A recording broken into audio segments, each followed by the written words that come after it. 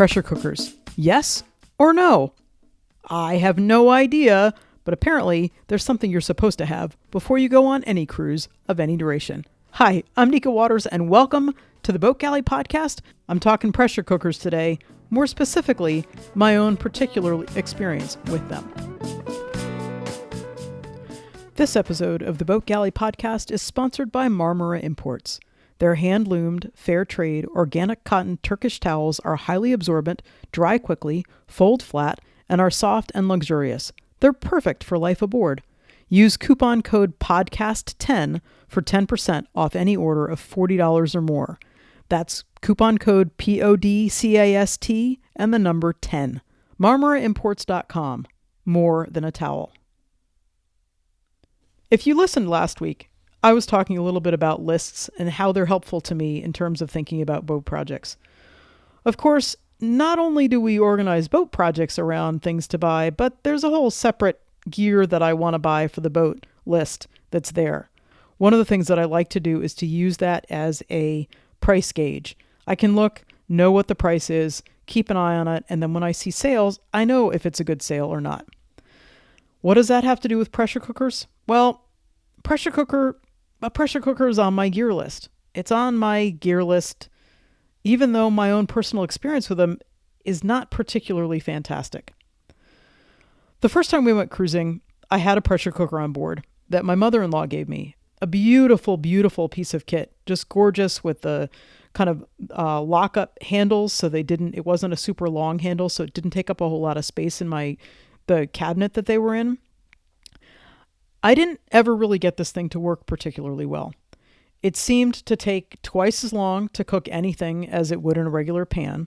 I don't think it ever really came up to pressure, and I wound up using it mostly as a pasta pot.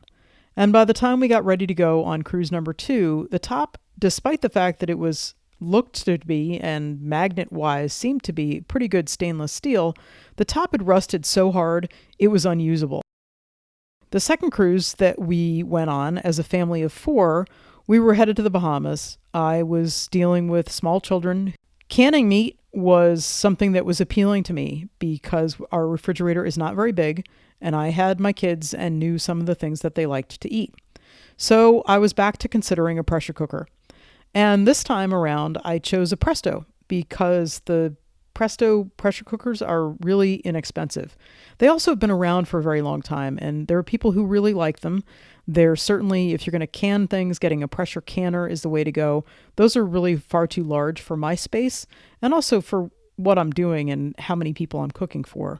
That was really why I bought the pressure cooker, and I successfully canned about 12 pints of chicken enchilada filling and meat sauce for spaghetti. And I thought I was into the pressure cooker thing. I thought I had it all nailed. The next time that I pulled the pan out, again, it was like the first one that I'd gotten. Absolutely took twice as long to cook anything in that pan as it might have been just in a regular pot. It never came up to pressure. And when I looked at the lid more closely, there was this hairline crack in it. No wonder it wouldn't come up to pressure. There was air able to escape everywhere it turned around. So pressure cooker number 2, back to a pretty expensive, pretty heavy pasta pot. I can buy a decent pasta pot for a lot less than I can a pressure cooker.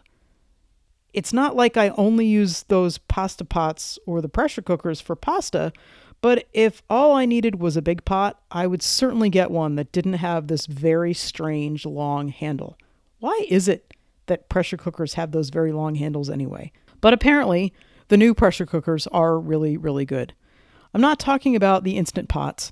We don't have the space nor the electricity for that on board our boat, but the stovetop versions.